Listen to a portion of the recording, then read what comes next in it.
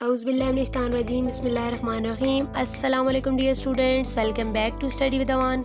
अगर आप भी BS इंग्लिश की स्टूडेंट हैं और ENG 512 की तैयारी को लेकर परेशान हैं तो आज की वीडियो आपके लिए है। आज की इस वीडियो में ENG 512 के 10 मोस्ट इंपॉर्टेंट क्वेश्चन शेयर की जाएंगे जो कि पास्ट पेपर से लिए गए, जिससे आपको आइडिया हो जाएगा कि किस तरह के क्वेश्चन पूछे जाते हैं और किस तरह से आपको उनका आंसर करना है। वीडियो स्टार्ट करने से पहले एक रिक्वेस्ट है, अगर आप चैनल पर नहीं हुए तो चैनल को सब्सक्राइब कर दें और कमेंट सेक्शन में लाजमी बताइएगा कि नेक्स्ट आपको किस सब्जेक्ट की तैयारी में हेल्प चाहिए। Let's get started.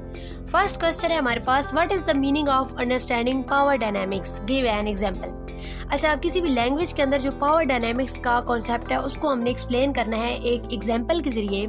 इसका ये मतलब होता है कि किसी भी सोसाइटी में ये देखना कि कौन ज़्यादा ताकतवर है। कुछ लैंग्वेजेस होती हैं, कुछ डायलैक्ट्स होते हैं जिनको ज़्यादा अहमियत दी जाती है और उस लैंग्वेज को जो बोलने वाले अफराद होते हैं, उस लैंग्वेज को जो स्पीकर होते हैं, उनको भी सोसाइटी में बाज़ औक़ात सुपीरियर समझा जाता है। ठीक है, जिस तरह हम इंग्लिश लैंग्वेज की एग्जांपल ले सकते हैं। स्कूल्स के अंदर भी जो इंग्लिश बोलने वाले बच्चे होते हैं या सोसाइटीज़ के अंदर भी आपने देखा होगा कि इंग्लिश को ज़रा एलीट क्लास की लैंग्वेज समझा जाता है। ठीक है, नेक्स्ट हमारे पास क्वेश्चन है, what factor should we keep in mind while preparing language education. While designing language education, we should consider the learner's background, quality of teachers, and instructional materials. इसके अलावा सोशल इक्विटी को भी मद्देनज़र रखा जाता है। अच्छा जी, यहाँ पे हमसे ये पूछा गया था कि लैंग्वेज को डिज़ाइन करते वक्त, लैंग्वेज एजुकेशन को प्रिपेयर करते वक्त कौन से फैक्टर्स को मद्देनज़र रखा जाता है। लर्नर नॉलेज में ये देखा जाता है ना कि जो बच्चे की जो पहले से मौजूद जो ज़ुबान है और उसके जो एक्सपीरियंसेस हैं उनको वो कैसे इस्तेमाल करके वो कैसे बेनिफिशियल हो सकते हैं न्यू लैंग्वेज की लर्निंग में। इसी तरह से क्वालिटी ऑफ इंस्ट्रक्शन में ये देखा जाता है कि पढ़ाने का जो म्यार है उसको बेहतर बनाया जाता है। डाइवर्सिटी में ये देखा जाता है। अच्छा, इसके अलावा social equality, ensuring the curriculum does not favour one group of students और another based on the language they speak at home. यानी कि आप इंस्ट्रक्शन देने के लिए आप इंग्लिश लैंग्वेज पढ़ा रहे हैं, लेट्स सपोज, तो आप जो इंस्ट्रक्शन है वो अगर आप इंग्लिश में ही दे रहे हैं तो जिनको इंग्लिश समझ आती है उनके लिए तो लैंग्वेज लर्निंग ईजी होगी, लेकिन जिनको इंग्लिश समझ ही नहीं आती उनके लिए मुश्किल होगी। इसी तरह से कुछ ऐसे भी बच्चे होते हैं, जैसे आप फ़र्ज़ करें कि उर्दू मीडियम ऑफ इंस्ट्रक्शन है लेकिन आपकी क्लास में कुछ जो है वो पख्तून बच्चे हैं, तो उनके लिए भी थोड़ा सा मुश्किल होगा। तो आप कोशिश करें कि आप आसान तरीन अल्फाज का इस्तेमाल करें ताकि उनके लिए भी लर्निंग ईजी हो, यानी किसी के फेवर में ना हो, सब के लिए लर्निंग ईजी हो। नेक्स्ट हमारे पास क्वेश्चन है, explain subtractive bilingualism with reference to Pakistan. Subtractive bilingualism occur when a second language like English or Urdu is added at the expense of the first language like Punjabi, Pashto और बलोची। अच्छा, यहाँ पे इन्होंने subtractive bilingualism का concept पूछा है reference to Pakistan. तो subtractive bilingualism तब होती है जब एक नई ज़ुबान जैसे इंग्लिश या उर्दू सीखते वक्त बच्चे की जो असली ज़ुबान होती है ना, जो उसकी मदर टंग होती है, उसको छुड़वा दिया जाता है। ठीक है, तो या उसे कम तर दिखाया जाता है। पाकिस्तानी कॉन्टेक्स्ट में अगर हम देखें तो पाकिस्तान में अक्सर बच्चों को स्कूल में ना सिर्फ इंग्लिश या उर्दू बोलने पर मजबूर किया जाता है और जिससे अपनी जो रीजनल ज़बान होती है ना, जैसे पंजाबी, सिंधी वगैरह है, तो वो उसको भूलने लगते हैं। इससे उनका जो कनेक्शन होता है ना अपने कल्चर से, वो टूट जाता है। जैसे सब्ट्रैक्शन का मतलब माइनस करना है, इसमें भी उनकी जो मदर टंग होती है, उनकी जो नेटिव लैंग्वेज होती है, उसको माइनस की जाता है। उनको उनकी लैंग्वेज को कम तर समझ के, या स्कूल के रूल्स होते हैं कि आपने वो लैंग्वेज नहीं यूज़ करनी, जिसकी वजह से वो अपनी नेटिव लैंग्वेज को भूलने लगते हैं। नेक्स्ट हमारे पास है, डिफरेंस बिटवीन ट्रांसलेशन एंड ट्रांसलैंग्वेजिंग। ट्रांसलैंग्वेजिंग और ट्रांसलेशन में क्या डिफरेंस है? Translation, it is the act of moving text or speech from one language to another, changing an English sentence into Urdu. Translation का ये मतलब होता है, इसमें it treats language as a separate boxes। और ट्रांसलैंग्वेजिंग क्या होती है? It is the natural way bilinguals use all their linguistic resources at once to communicate. It is not just moving between languages but using a single repertoire to make sense of the word, using English terms while explaining concept in Urdu to better understand it. अच्छा जी, translation का मतलब होता है कि word to word आप एक language से दूसरी लैंग्वेज में यानी एक ज़बान के जो अल्फाज होते हैं ना या टेक्स्ट होता है उसको दूसरी ज़बान में बदल देते हैं। ठीक है, जैसे इंग्लिश से आप उर्दू में करते हो। लेकिन ट्रांस लैंग्वेजिंग में ये होता है कि एक इंसान जो होता है ना वो अपनी सारी ज़ुबान को एक साथ इस्तेमाल करता है ताकि बात समझी जा सके, यानी कि इसमें जो लैंग्वेजेस के दरमियान कोई सख्त बाउंड्री नहीं होती है, ठीक है। यानी आप इंग्लिश सीख रहे हैं तो उसमें आप एग्जाम्पल के लिए अपनी नेटिव लैंग्वेज को यूज़ करके आप एग्जाम्पल दे सकते हैं कॉन्सेप्ट को समझाने के लिए। नेक्स्ट हमारे पास क्वेश्चन है reason for using standardise language in school. अब स्कूल में जो स्टैंडर्डाइज लैंग्वेज यूज की जाती है उसकी रीजन क्या होती है? Uniformity, it ensures all the student across the country are taught using the same grammar, spelling and vocabulary rules. अच्छा, इसमें ये होता है कि सबको ताकि एक जैसी लैंग्वेज, अब कोई बच्चा जो है उसकी नेटिव लैंग्वेज पंजाबी है, किसी की सराइकी है, किसी की पश्तो है, तो अब उनकी जो सब की एक लैंग्वेज के जरिए उनको स्टैंडर्डाइज लैंग्वेज यूज करने का मकसद ये होता है कि सबको एक ही लैंग्वेज यूज करके इंस्ट्रक्शन दी जा सके, ठीक है। इसके अलावा ताकि वो एक तरह से स्पेलिंग और ग्रामर सीख सके। इसके अलावा रीजंस होती है gate keeping, it acts as standard for exams and professional entry.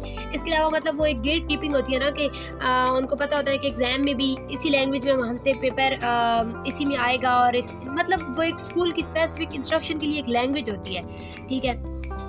National identity, जिस तरह पाकिस्तान की कौमी ज़बान उर्दू है तो हमारे स्कूल्स में, गवर्नमेंट स्कूल्स में instruction of medium of instruction जो होती है वो उर्दू होती है, तो वो नेशनल आइडेंटिटी को भी बरकरार रखना होता है। नेक्स्ट हमारे पास क्वेश्चन है एक्सप्लेन प्रोडक्टिव बायलिंगुअल एबिलिटीज। अच्छा जी, प्रोडक्टिव बायलिंगुअल एबिलिटीज क्या होती हैं?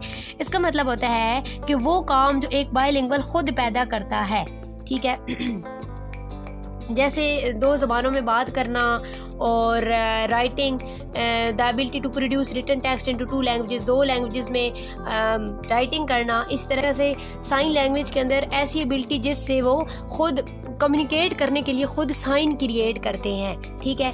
तो बायलिंगुअलिज्म यानी कि एक ज़बान उनको आती है, दूसरी ज़बान में वो बोलने की कोशिश कर रहे हैं कुछ, यानी वो स्पीच में उसको यूज़ कर रहे हैं, राइटिंग में किसी दूसरी लैंग्वेज का इस्तेमाल कर रहे हैं, या मतलब कि वो साइन यूज़ कर रहे हैं, साइन बना रहे हैं किसी दूसरी लैंग्वेज का यूज़ करते हुए। तो ये होती हैं प्रोडक्टिव बायलिंगुअल एबिलिटीज़। नेक्स्ट हमारे पास क्वेश्चन है example of phonological language borrowing. Phonological language borrowing क्या होती है? जब एक ज़ुबान जो होती है ना वो दूसरी ज़ुबान से वर्ड्स लेती है, ठीक है, और उनकी आवाज़ भी फिर फोनोलॉजी को अपने मुताबिक ढाल लेती है। जैसे आपने देखा होगा कि जो अंग्रेज़ होते हैं उनकी इंग्लिश बोलने का जो एक्सेंट होता है वो और होता है, और जो एक जिसकी नेटिव लैंग्वेज पंजाबी है वो इंग्लिश को और तरीके से बोलेगा, जिसकी नेटिव लैंग्वेज उर्दू है वो इंग्लिश को एक और तरीके से बोलेगा, ठीक है। अब इंग्लिश वर्ड सेव को कंप्यूटर के कॉन्टेक्स्ट में दूसरी ज़बानों में भी वैसा ही बोलना है, या लोन वर्ड का इस्तेमाल करना है जो एक ज़बान की आवाज़ से ना दूसरी ज़बान में चले जाते हैं, ठीक है। इसी तरह से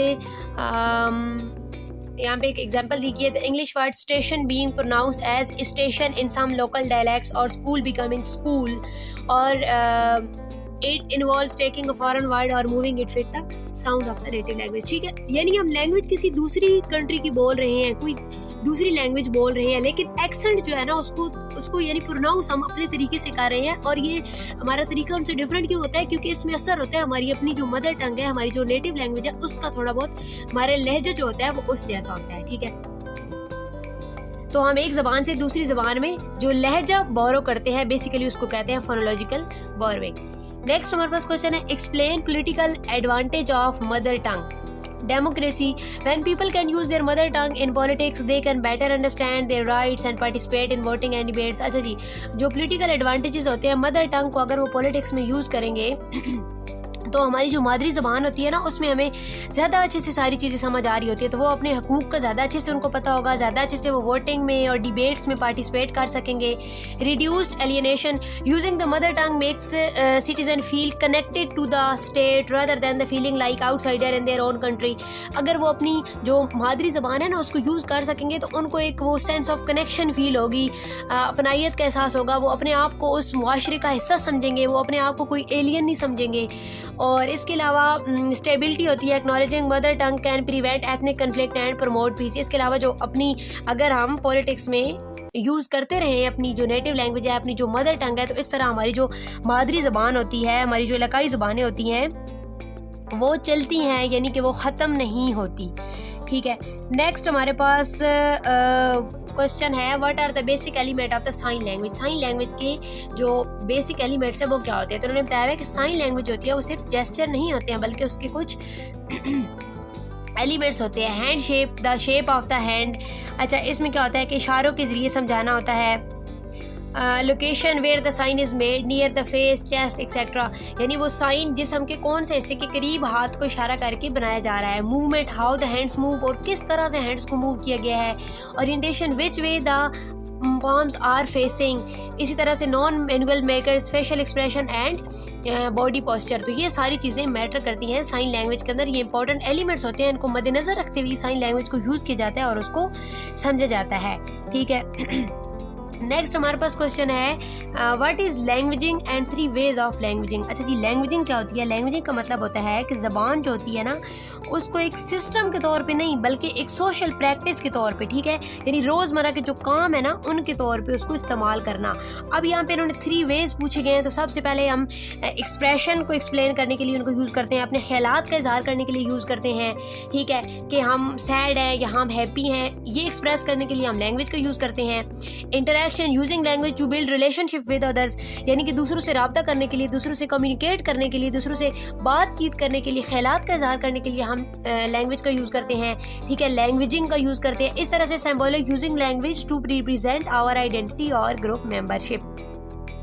इसी तरह से जो अपनी पहचान होती है या किसी ख़ास कम्युनिटी के तौर पे भी हम जो लैंग्वेज होती है वो हमारी आइडेंटिटी को रिप्रेजेंट कर रही होती है। लेट्स सपोज अगर हम उर्दू बोलते हैं तो पता चलेगा कि हम उर्दू स्पीकर हैं, हम पाकिस्तान से बिलोंग करते हैं। इसी तरह से अगर हम कोई यानी हमारी जो लैंग्वेज होती है ना, हम इस्लामिक टॉपिक पे कोई बात कर रहे हैं लैंग्वेज का यूज़ करते हुए, तो उससे पता चलता है कि हम मुस्लिम्स हैं। ठीक है, तो इस तरह से जो लैंग्वेज होती है वो हमारी आइडेंटिटी को शो कर रही होती है, सिंबॉलिक होती है, उससे हम इंटरेक्शन कर सकते हैं और उससे हम एक्सप्रेस कर सकते हैं अपनी थॉट्स को, अपनी फीलिंग्स को। Last but not least, adolescence bilingualism क्या होता है। इसका मतलब होता है कि जो लैंग्वेज एक बंदा सीखता है वो टीन एज में जब सीखता है, यानी 11 से 17 साल की उम्र में, तो यानी एक ज़बान उसको आती है जो उसने अपने घर में सीखी है और दूसरी जो ज़बान है ना वो टीन एज में सीख रहा है। ठीक है, तो इस बायलिंगुअलिटी को कहते हैं एडोलसेंट बायलिंगुअलिज्म। अच्छा, इसमें ना बच्चे जो होते हैं वो मज़ीद बेहतर करते हैं अपनी ज़ुबान को और फ्लेक्सिबल तरीके से ट्रांस लैंग्वेजिंग का इस्तेमाल कर सकते हैं, क्योंकि ये ऐसी एज होती है ना जिसमें वो इजीली लैंग्वेज को सीख सकते हैं। ठीक है, इसमें वो अपनी फर्स्ट लैंग्वेज को मास्टर कर चुके होते हैं और and develop more cognitive skills which helps them learn the grammar of the second language faster through though they mere attain age accent from their first language, यानी वो अपनी फर्स्ट लैंग्वेज में भी उसको भी सही तरीके से मास्टर कर चुके होते हैं और उसमें फ्लुएंसी डेवलप हो चुकी होती है और वो सेकंड लैंग्वेज को भी इस एज में आके सीखते हैं। तो टीन एज में बेसिकली सेकंड लैंग्वेज जो सीखने का कॉन्सेप्ट है उसको कहते हैं एडोलसेंट बायलिंगुअलिज्म। तो ये थे ENG 512 के मोस्ट इंपॉर्टेंट क्वेश्चंस। आपने कमेंट सेक्शन में लाजमी बताना है कि नेक्स्ट आपको किस बुक के इंपॉर्टेंट क्वेश्चंस चाहिए या आप किस बुक की तैयारी में हेल्प चाहते हैं। मिलते हैं नई वीडियो में नए क्वेश्चन के साथ। दुआ में याद रखिएगा। अल्लाह हाफिज़।